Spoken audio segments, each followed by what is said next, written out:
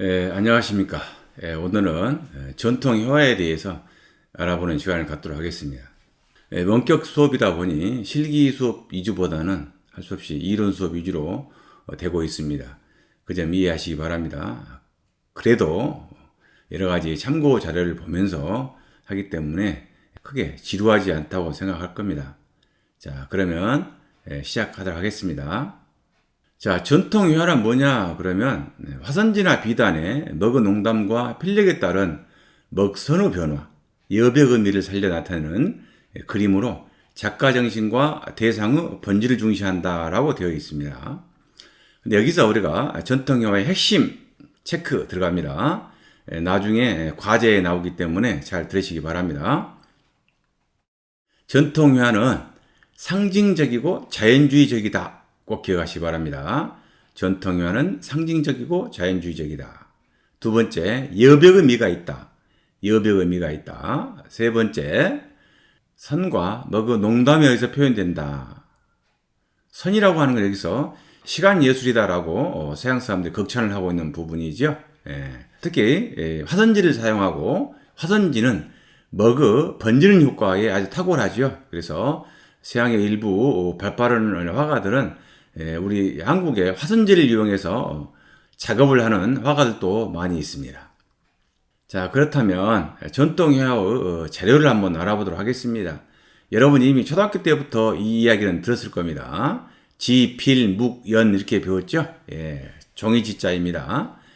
주로 그 당나무를 채취해서 물에 불려서 껍질을 벗기고 그 당나무 껍질을 잘게 다져서 그것을 펄프로 사용합니다. 그런데 이 종이는 중국, 우리나라, 일본 이 세 나라가 좀 다릅니다. 특히 우리나라는 중국과 일본은 아주 다르죠. 중국이나 일본은 화선지를 뜰 때 쌍발뜨기를 합니다. 양쪽에 매달아서 전후로만 종이 뜨는 판을 흔들어서 종이를 만드는데요. 펄프가 고르게 즉 가로줄과 시줄로 얽혀지지 않습니다.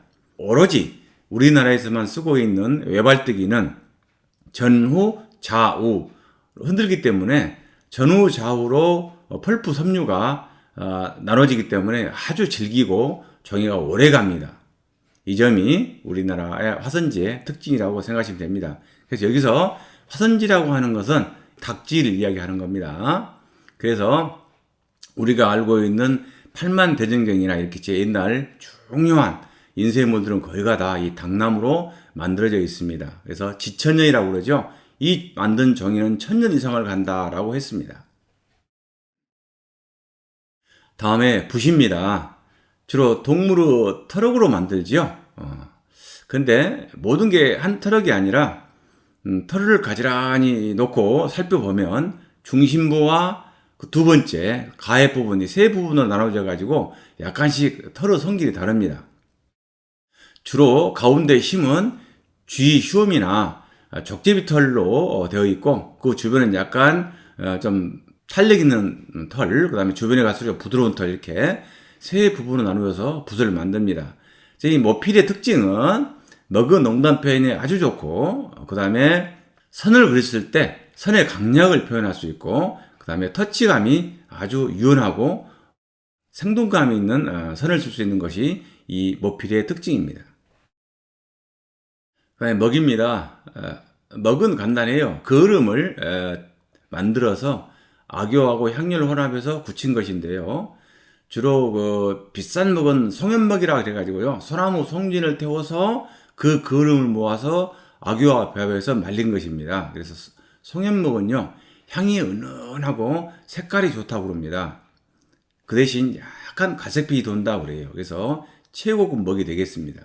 그러나 일반적으로 소나무 송진을 태워서 모든 먹을 만든다 하면 재료에 한계가 있겠죠. 그래서 일반적으로 기름을 태워서 만든 거름을 가지고 만듭니다. 그래서 이 기름으로 만든 거름은 진하고 광택이 있습니다. 그래서 일반적으로 요즘에 나오는 일반적인 먹들과 그 다음에 이 먹물로 나온 것이 바로 기름을 태워서 만든 먹이다 이렇게 생각하시면 돼요. 다음에 벼루입니다. 돌이나 옥, 도자기 뭐 이런 것으로 만드는데요. 벼루 모르는 사람 없을 거예요. 중국의 단계 지방에서 나는 단계라는 돌로 만든 벼루가 가장 좋습니다. 그래서 단계 벼루라 그래요. 그것은 최고 상품으로 칩니다. 그래서 조금 벼루 좀 쓴다 하는 사람들 전부가 다 이 단계 벼루가 있습니다. 그만큼 벼루가 중요한 역할을 하고 있습니다. 벼루를 만드는 돌의 성질에 따라서 먹이 얼마나 잘 갈리느냐, 곱게 갈리느냐 이 성질을 구분하기 때문에 그만큼 벼루가 중요합니다. 방금 우리는 종이, 붓, 먹, 벼루, 지, 필, 묵, 연에 대해서 간단하게 알아보았습니다. 자, 그렇다면 전통회화를 구분하는데 어떻게 구분하냐 그러면 어떤 재료를 썼냐 또는 어떤 것을 그렸느냐에 따라서 구분하거든요. 먼저 재료에 따른 구분을 해보겠습니다. 수묵화라고 하죠. 묵화. 먹의 농담만으로 그린 그림입니다. 일체 색을 쓰지 않고 먹물로만 물과 먹으로만 그린 것이죠. 그래서 진하고 연하기로만 표현하는 것을 우리는 수묵화라 그래요. 대부분이 사군자가 수묵화에 해당되겠죠. 수묵담초화는 먹으로 그린 다음에 그 위에 옅게 채색하는 것을 말합니다. 그래서 일반적으로 우리나라 그 조선시대까지 산수화가 주로 수묵담초화로 많이 그려졌습니다.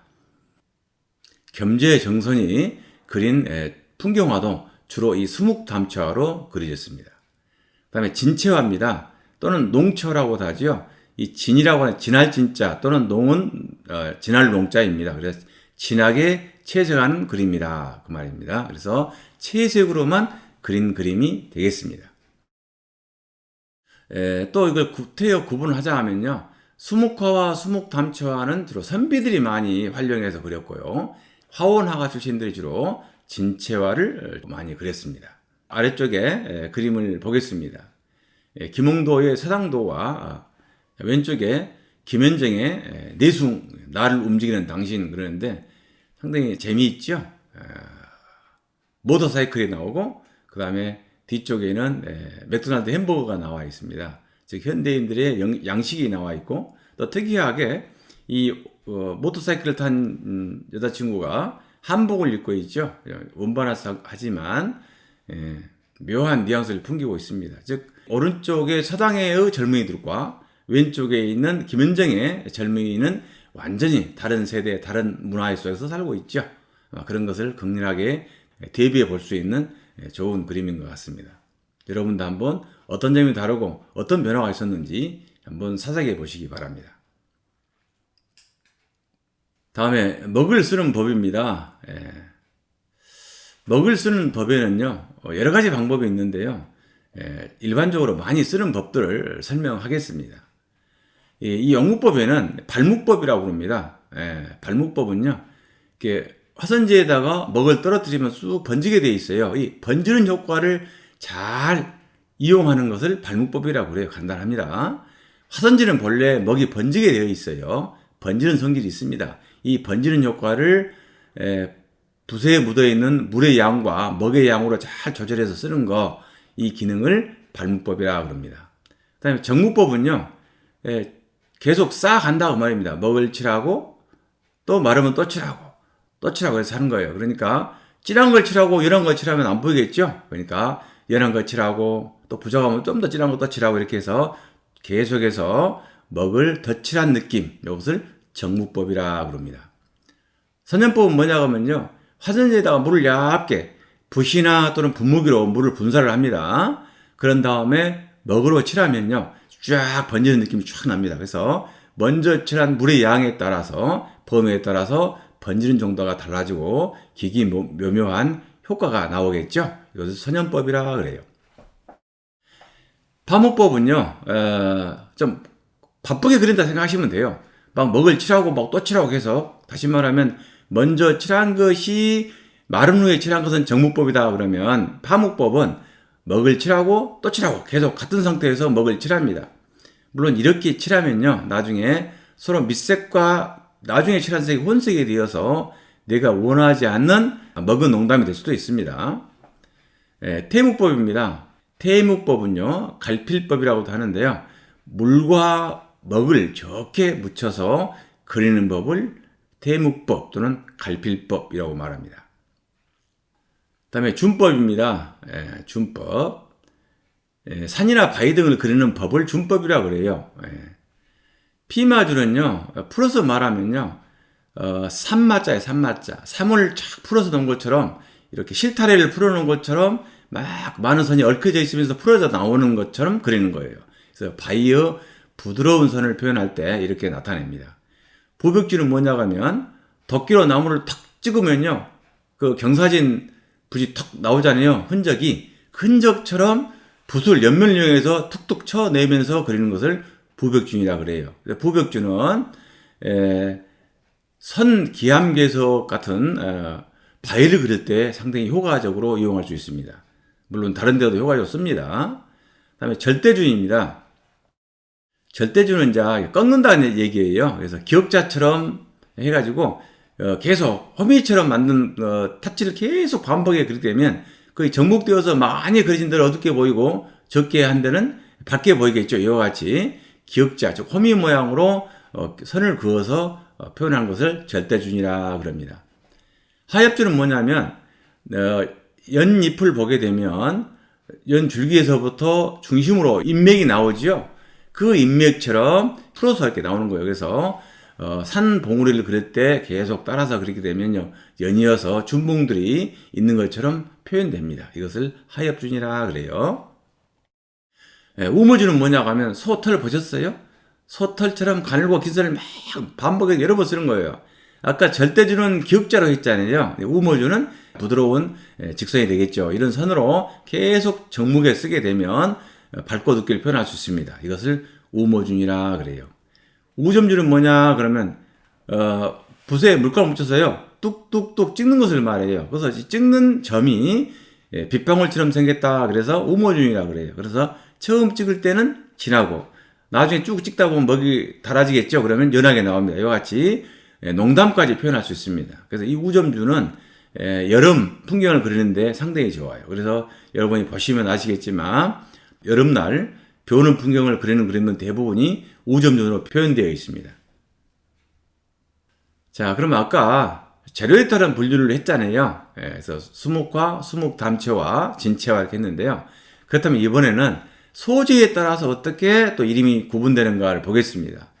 아마 여러분들이 한국화를 보게 되면요, 분류를 막 해놨어요. 근데 그 분류를 좀 알아야 됩니다. 그래야 교양이 되겠죠. 오늘 이 시간에 잘 듣고 꼭 머릿속에 기억하셨다가 교양으로 삼으시기 바랍니다. 산수화입니다. 서양어로 말하면 풍경화가 되겠죠. 산과 들, 계곡, 자연경치를 그린 그림입니다. 다음에 인물화입니다. 인물화는 사람을 그린 그림을 인물화라고 그러죠. 여러분 잘 아실 거라 생각됩니다. 화주화는요, 꽃 화자 새숫자입니다. 꽃과 새를 그린 그림을 화주라고 그래요. 영모화입니다. 털 달린 짐승을 그린 그림이에요. 호랑이, 원숭이, 고양이 이렇게 털 달린 짐승 그린 그림을 영모화라 그래요. 어회화는 고기 어자죠. 물고기와 게 등 이런 물고기 종류의 소재를 그린 것을 어회화라고 합니다. 풍속화는 그 시대의 풍습이나 생활상을 그린 그림을 풍속화라고 그러죠. 사군자는 사계절과 선비의 지조, 그다음에 절개 이런 걸 상징하는 식물인 매낭 국죽을 소재로 그린 그림이죠. 그래서 사군자는 선비 정신을 나타낸다 이렇게도 배웠죠. 초충도입니다. 풀과 벌레를 소재로 삼아 그린 그림을 초충도라 그래요. 여러분 충도 그러면 신사임당을 떠올릴 수 있죠. 그다음에 기명절좌입니다. 기명절좌는 한자로 풀면요, 그릇기 이름명 끊을절 가지지 그림화예요. 이 말을 풀었으면 꽃가지나 진귀한 물건을 그린 그림이다 이렇게 이해하시면 돼요. 그래서 그릇, 꽃, 나뭇가지 등 일상생활의 용품을 외쳐야 그린 그림이다. 그런데 이것을 서양어로 말하면 정물하다 이렇게 이해하셔도 됩니다. 그렇다면 전통회화, 즉 산수화에서 언급법은 어떻게 표현했는지 한번 알아보도록 하겠습니다. 중국 북송화가 곽희가 정립한 동양어 원문법입니다. 서양의 과학적 투시 원문법과 달리 다원적, 복합적, 주관적 시점을 제시하였습니다. 이 말은 무슨 말이냐 하면 서양화에서는 우리가 풍경을 그린다 그러면 풍경을 그릴 때까지 그 자리에서 고정된 시점으로 그립니다. 그런데 우리 전통회화에서는요, 시점 이동이라 그래요. 즉 좌에서 우로, 위에서 아래로 시점을 이동하면서 다시점으로 그립니다. 이게 달라요. 그 다음에 이 곽희란 사람이요, 임천고지집이라는 책을 썼는데요. 이 책에는 바로 전문가용 미술 서적이라고 생각하시면 돼요. 그래서 전반적인 내용들이 기록되어 있습니다. 특히 산수에 관련된 여러 가지 내용들이 있습니다. 즉 풍경을 바라보는 거, 그 다음에 원근법 같은 거 다 나와 있어요. 자, 여기서 바로 삼원법이 나옵니다. 자, 고원법입니다. 이걸 앙시라 그러죠. 앙은 우러를 앙입니다. 우러러 본다 이런 얘기죠. 높은 건물 아래에서 위를 올려다보면 웅장하고 위협감이 느껴지지 않습니까? 그런 걸로 그리는 거예요. 이때면 높은 폭포를 아래에서 위로 올려다보고 그린다든지 이랬을 때 훨씬 더 폭포를 박진감 있게 표현할 수 있습니다. 여기서 고원법이라 그래요. 평원법은요, 언덕에 올라와서 멀리 평원을 바라보면 수없이 많은 지평선이 보이죠? 이런 광활함, 넓이, 평화로움을 표현할 수 있어요. 이것을 평원법이라고 그래요. 자, 다음에 시문법입니다. 높은 데서 아래로 보는 거예요. 아까 고원법은 아래에서 위로 봤지만 시문법은 위에서 아래를 보는 거예요. 빌딩 위에서 아래를 보면 아찔아찔 하잖아요.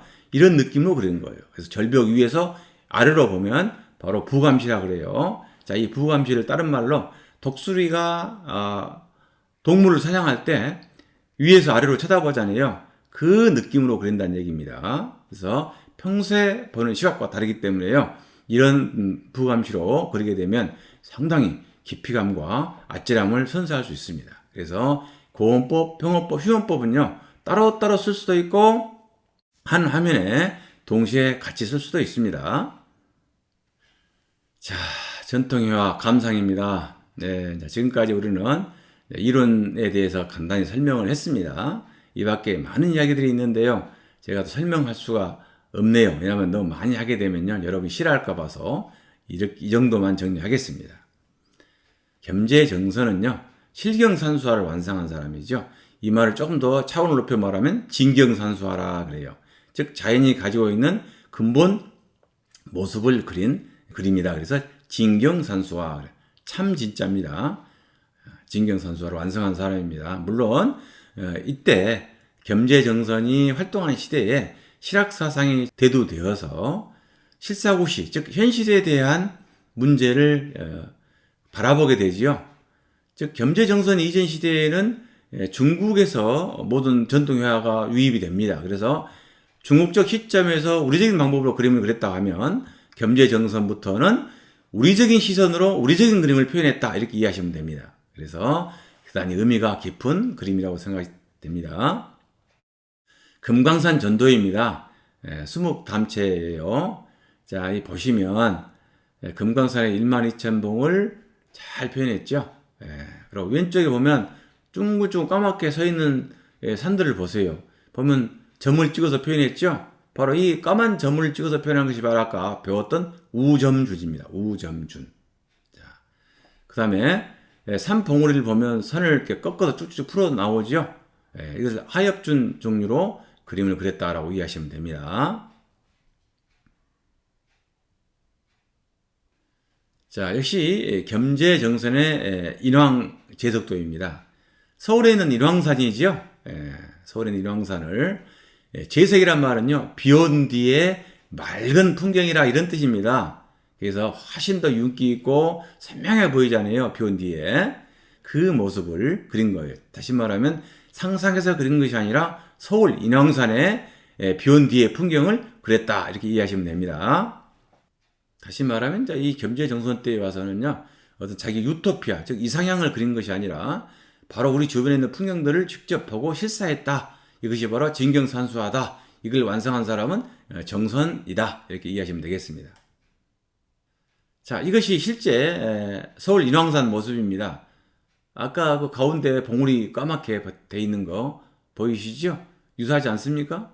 이렇게 보고 직접 그렸습니다. 여러분도 비교해 보시기 바랍니다. 자, 이 초충도지요. 신사임당 율곡의 어머님이 잘 그렸던 것이 바로 초충도지요. 3사 터치로 막 그랬죠. 이제 최석으로 했기 때문에 뭐가 되겠습니까? 진체화가 되겠죠. 그러나 실제 진체화는 훨씬 더 진합니다. 그래서 그냥 이것을 진체화라기보다도 채색화이다 이렇게 이해하시면 될 것 같아요. 자, 신윤복의 월화정인이죠. 여러분 조선시대의 그런 풍경화가 유명한 사람 둘 떠올리면 신윤복과 김홍도를 떠올리죠. 신윤복은 귀족들의 삶의 모습을 그렸고 김홍도는 서민들의 삶을 풍성하게 그렸다. 서민들의 모습을 그렸다. 이렇게 이해하시면 될 것 같아요. 또 추사 김정희는 우리 전라남북도 호남하단에 씨를 뿌려준 또 선주격이 됩니다. 자, 이 세안도 그림은요, 이 이상적이라는 사람이 중국 사신으로 가게 됐습니다. 그런데 중국 가가지고 중국에 새로 나온 신간 서적 여러 권을 사가지고 멀리 제주도에 귀환가 있는 추사 김정희에 보내줍니다. 추사 김정희가 그 책을 받아들고 너무 감격해서 이 그림을 그렸답니다. 다시 말하면 자기는 역적입니다. 역적에게 책을 선물하는 것은 또 역적이 될 수 있어요. 이러한 어려움을 무릅쓰고 자기에게 책을 보내준 이 제자의 애틋한 마음을 그랬답니다.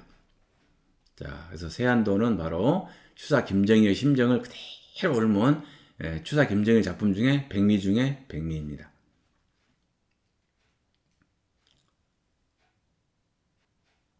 자, 문이나 보겠습니다.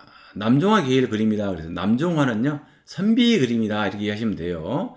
또 이 남종화, 북종화 이렇게 나눠지는데요. 이 남종화, 북종화는 또 중국에서 불교와 남정선과 북정선의 분포 관련이 있어요. 이 복잡한 이야기들은 나중에 수업 시간에 제가 시간이 되면 설명해 드리겠습니다. 하여튼 남종화 계열의 그림이다. 이렇게 이해하시면 되겠습니다. 이 사군자는 특히 선비들이 그린 것이죠. 선비들이 자기의 상징과 절개를, 고결함을, 그리고 사계를 뜻하면서 주로 취미로 그렸던 것이 이제 정착이 되었었죠. 근데 이 원래 이 사군자 중에 난이라고 하는 것은요, 중국의 유명한 굴원 아시죠? 지조의 상징 굴원. 굴원은 왕으로부터 팽당하고 명나수 푸른 물에 자기 몸을 던졌는데요. 그냥 들어가면 또 떠오르서 안 죽을까 봐서 자기 몸에 돌을 칭칭 갖고 명나수 푸른 물에 풍덩하고 들어갔답니다. 그래서 자살을 했죠. 근데 사람들이 워낙 훌륭한 인품을 가진 굴원이 너무 안타까워서 굴원이 죽은 날 5월 5일이었는가 봐요. 5월 5일 날은 물고기들이 굴원의 시체를 뜯어먹지 못하도록 밥을 막 던졌다고 그래요. 그것이 바로 5월 5일 단오는 날에 풍습이 되었다고 합니다. 그만큼 굴원은 아주 존경한 인물이었죠. 이 굴원이 바로 자기 주변에 난을 무수히 심어서 난을 감상하면서 생활을 했다고 그래요. 그래서 난이 바로 사군자의 첫 번째 상징이 되었다고 합니다. 물론 그 전부터, 오래전부터 이 사군자는 선비들의 주 화제로 등장하였지만 굴원으로부터 정착이 되었다. 이렇게 이해하시면 될 것 같아요. 자, 그러면 매화, 난초, 곡화, 대나무 다 상징하는 바가 다르고 그 다음에 계절을 뜻하지요. 여러분 아마 중학교 때 미술 시험 볼 때 이 내용도 나왔을 것 같아요. 자, 그러면 감상해 보겠습니다. 자, 이 매화입니다. 월전 장송 화백의 매화입니다. 이분은 이제 전통적인 방법을 따르지 않고 악교를 사용해서 부드럽게 표현한 것입니다. 원래 이제 전통적인 사군자에서는요, 이런 악교 등을 쓰지 않습니다. 그런데 이 월전 장송 화백은 악교를 써서 매화꽃의 부드러움을 한층 더 강조한 그림이 되겠죠. 자, 한번 살펴보세요. 그 다음에 석파 이하흥의 난입니다. 석파 이하흥 그러면 대원군이죠. 대원군. 대원군이 되기 전에 자기 집에서 천하장안, 천시, 장시, 안시 등 이 사람들과 함께 팩으로 돌아다니면서 막 일부러 막 이상한 행동을 했잖아요. 그때 그려진 난들입니다. 그래서 대원군의 난은 아주 훌륭해가지고요. 대원군이가 돈이 없으면 이 난을 팔아서 생계를 유지했다 할 말이 있을 정도로 이 난이 유명했습니다. 자, 대나무입니다. 민영익의 대나무죠. 이건 이제 비 온 날 그린 대나무예요. 아래로 대나무 잎이 쳐져 있잖아요. 이것은 이제 우죽이라 그래요. 민영익은 바로 민비의 친정 조카가 됩니다. 그래서 이 민영익의 사군자를 보게 되면요, 분노심 이런 게 좀 있습니다.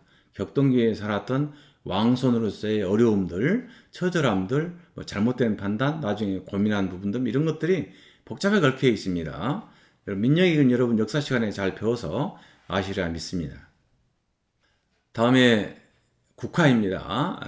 광주의 의제 선생의 제자인 근봉 박경보 선생의 국화입니다. 특히 이 선비들이 국화를 좋아한 이유가요, 이거에 있어요. 가을에 서리가 내리기 시작하면 모든 초목들은 죽습니다. 그런데 서리를 맞았음에도 불구하고 꼿꼿하게 꽃을 피우고 서 있는 것은 국화예요. 그래서 절개와 지조, 즉 어떤 어려움이 있어도 자기를 이겨내는 것, 이 당당함이 바로 선비들이 좋아했던 것이지요. 또 그 묘화도 마찬가지입니다. 묘화도 그 겨울 내내 이겨내고 가장 먼저 우물 터서 잎이 피기 전에 꽃을 피우잖아요. 이런 겨울을 이겨내는 그런 절개, 기계 이런 것이 또 선비들의 상징과 맞아떨어졌던 것이죠.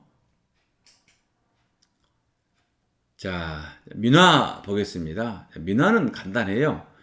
민화는 민간인들이 그린 그림을 말해요. 누가 그렸는지 이름이 안 나와요. 그것이 특징입니다. 누가 그랬는지 서명하지 않았다는 것이죠. 주로 우리 집안을 장식할 목적으로 그랬는데요. 복을 기원한다든지 주술적인 내용이 많이 담겨져 있습니다. 특징은요, 형식에 얽매이지 않고 있어요. 자유롭게 그립니다. 그래서 시장 장날 물건이 쫙 길박에 널브러져 있잖아요. 그렇게 평면적인 요소로 쫙 널브러져 있어요. 그래서 평면적 원리가 작동하고 있어요. 그 다음에 입체감을 표현했는데 그 입체감은 입체감이 아니라 특이한 입체감을 표현하고 있습니다. 주로 화조, 동물, 산수, 설화, 풍속, 윤리 등 전통회화의 화제가 된다. 윤리라고 하는 것은요, 주로 유교적인 윤리가 되겠죠. 기록화, 궁중 장식화, 십장생, 1월 5학도 등 다양한 표현을 하지요. 특히 십장생은 오래 사는 것 10가지에서 불로장생을 기원하는 그림이 되겠죠. 1월 5학도는 잠시 후에 그림을 보면서 설명하도록 하겠습니다. 자, 민화의 소재와 상징입니다. 바위와 국회는요, 오래 사는 겁니다. 원앙과 연꽃은요, 귀한 자손을 얻는 거예요. 감과 불로초는요, 일치월장하는 거예요. 일치월장. 다음에 포도, 박, 덩굴은요, 자손이 막 번창하는 것을 말해요. 소나무와 흰머리새는 부부가 백년해로하는 거, 이런 걸 상징합니다. 그래서 하나의 소재들이 기장 그려진 것이 아니라 이런 의미를 담고 있다. 다시 말하면 우리 서민들의 소소한 기원들을 담는 것이 바로 민화다. 이렇게 이해하시면 됩니다. 감상해 보겠습니다. 자, 아까 말했죠. 1월 오봉도 또는 1월 골륜도라고도 합니다. 왜냐하면 저기 뒤쪽에 있는 산이 5봉우리죠. 그래서 오봉도라고 그러고, 1월이란 말은요, 해와 달이 다 있죠. 왼쪽에 달이 있고 오른쪽에 해가 있어요. 그래서 해와 달이 있으니까 1월, 그 다음에 봉우리가 5개니까 오봉도라고 해요. 그 다음에 이것을 1월 골륜도라고 그래요. 이 골륜도란 말은요, 이 산이 바로 골륜산이랍니다. 그래서 골륜산을 그린 그림이다 그래요. 근데 이 그림이 완성된 게 아니에요. 이 그림 앞에 임금이 앉아야 그림이 완성된답니다. 특이한 그림이죠. 그래서 이 그림은요, 임금 자리가 아니면 없어요. 임금이 앉는 자리에만 이 1월 오봉도는 있습니다. 다음에 특이하게요, 이 1월 오봉도는요, 우리나라에만 있어요. 자, 민화지요. 이렇게 갖가지 꽃을 그려서 방안을 장식했다. 이렇게 이해하시면 됩니다.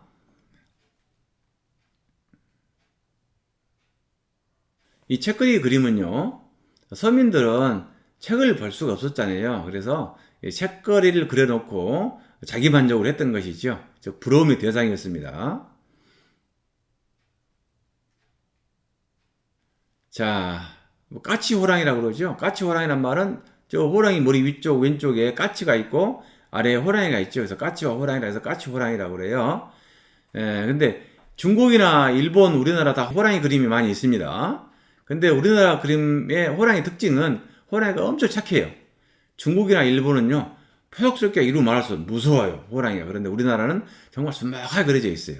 아마도 같은 동물이라도 그 민족성에 따라서 표현하는 방법이 다른 것 같아요.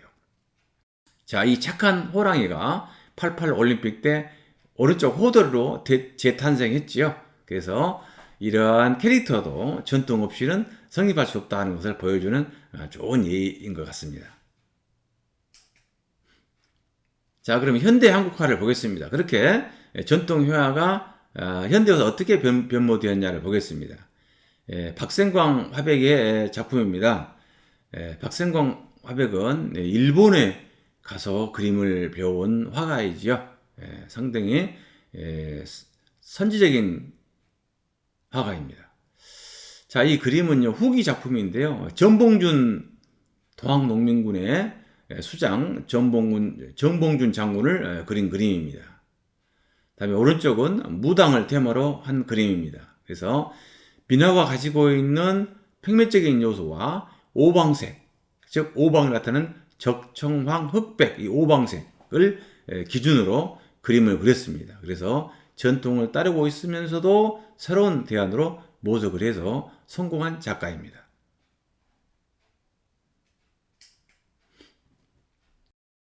다음에 운보 김기창이지요. 운보 김기창 화백은요, 농화예요. 잘 못 듣고 말을 잘 못합니다. 독보적인 그림의 격을 완성시킨 바보산수화의 대가 운보 김기창의 그림을 보고 계십니다. 왼쪽 그림도요, 바보 수렵도지, 바보 수렵도. 자, 여기 등장하는 모든 것들이요, 막 맹묘수로 꼭 저걸 잡아 먹어야 되겠다라는 모습이 안 보입니다. 그냥 장난치면서 놀아볼까? 뭐 이런 모습을 볼 수 있는 것이 바로 이 바보 수렵도의 모습인 거 아닌가 싶어요. 자, 오른쪽은요, 태양을 먹은 새입니다. 아주 기계가 넘쳐나지요.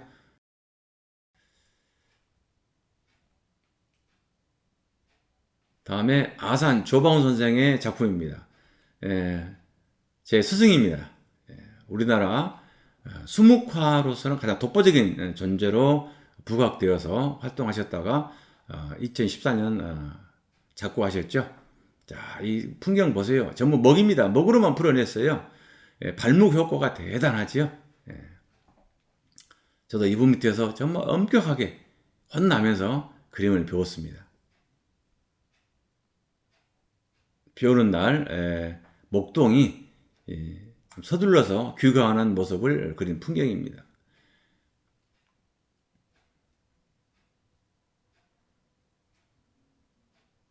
그대로 느낌이 오지요? 민경갑 씨입니다. 이분은 이제 서울대학교 교수로 재직하면서 후학을 양성했지요.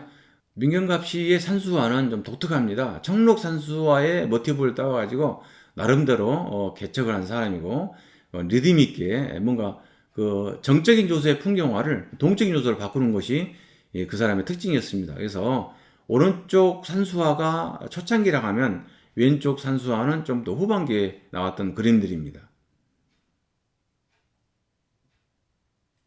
자, 이 김호석 씨는요, 저보다 한 두세 살 더 위입니다.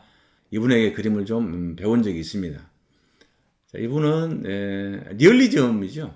리얼리즘. 인물을 사실처럼 그리는 거. 다시 말하면 조선시대에 했던 초상화의 전신기 사상 그대로 물려받은 화가입니다.